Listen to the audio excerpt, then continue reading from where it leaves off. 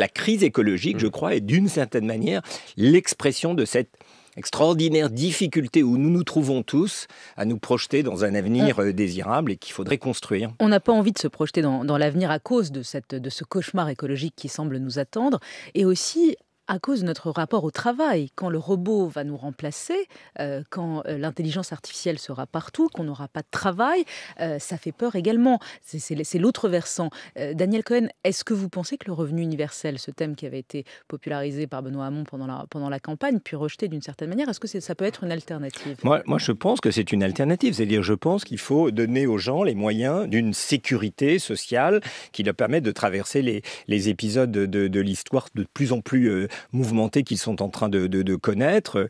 C'est une formule, évidemment, qui pose beaucoup de problèmes. Les gens pensent que c'est une mesure, au fond, contre le travail, se préparer à la fin du travail. Je ne crois pas du tout. C'est simplement donner aux gens les moyens de choisir celui qu'ils veulent, de ne pas être constamment sous la menace de devoir travailler dans n'importe quel bullshit job, comme on dit parfois, pour devoir survivre. Maintenant, le rapport des humains à l'intelligence artificielle, c'est nous qui allons le construire. C'est pas du tout écrit que l'intelligence artificielle va nous remplacer, mais ça va dépendre des conditions sociales dans lesquelles on va l'accueillir. Bonjour, bienvenue. France Inter, bonjour à tous.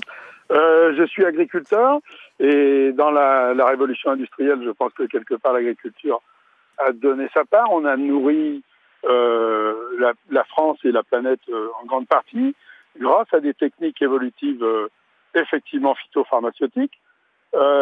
Aujourd'hui, si on veut revenir à quelque chose de plus doux, de plus, plus environnementaliste, on va devoir réembaucher énormément de personnes dans l'agriculture, parce qu'on est aujourd'hui 400 000, pas plus.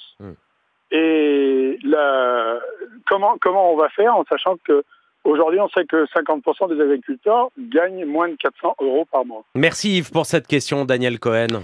Ça fait le lien en partie seulement évidemment, mais avec la discussion sur le revenu universel. Je pense que le revenu universel, revenu de base, il faut voir la manière dont on le définit précisément, c'est aussi une manière de soutenir des existences qui sont entre le marchand et le non-marchand et qui ont absolument besoin d'un complément, d'une sécurité qui permet, que ce soit aux paysans, que ce soit aux artistes, mais plus généralement à ceux qui sont dans la précarité, de disposer des moyens, de choisir au fond un peu, on ne va pas non plus se raconter trop d'histoires, la vie qu'ils veulent mener. Et donc en effet, il y a beaucoup de paysans, d'agriculteurs qui souhaitent rester à la terre, qui ont une valeur sociale qui excède largement ce qu'ils sont capables de produire pour le marché. Et c'est ça, je crois, que le revenu universel illustre dans sa capacité de soutenir des activités qui sont aux marges, et encore une fois, pour redonner une dimension de choix. Mais en effet, le lien avec l'agriculture est parfaitement passionnant. La société industrielle a en effet remplacé la société agraire, comme je crois aujourd'hui la société post-industrielle